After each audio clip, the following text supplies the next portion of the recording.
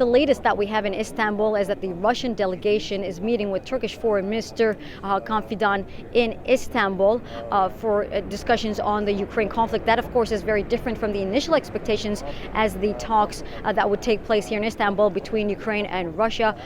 First, on Saturday, when Russian President Vladimir Putin suggested these talks, Zelensky was fast to accept that invitation, but he noted that he would be attending the meetings himself. That left Putin in a very difficult spot, but it created a lot of hype for a potential meeting between Zelensky and Putin that could be direct talks between these two leaders.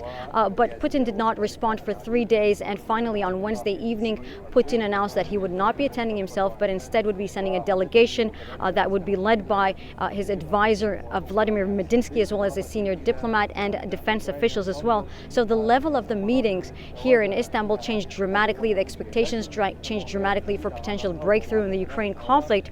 Meanwhile, on Thursday, the Ukrainian President Zelensky traveled to Ankara to meet with Turkish President Recep Tayyip Erdogan.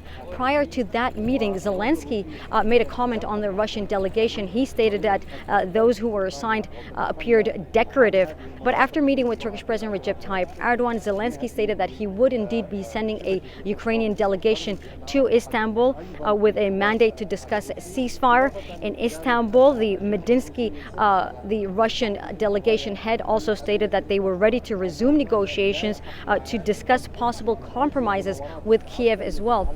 There were also some comments made by U.S. officials. U.S. Secretary of State made a comment stating that there can be no breakthrough in the Ukraine conflict unless there is direct contact between the U.S. President Donald Trump and Russian President Vladimir Putin. On Friday, we expect that U.S. Secretary of State Marco Rubio is also going to hold talks on the Ukraine conflict in Istanbul. So Friday is going to be a busy day for diplomacy in Istanbul once again. I'm Michal Bardavit for CGTN in Istanbul.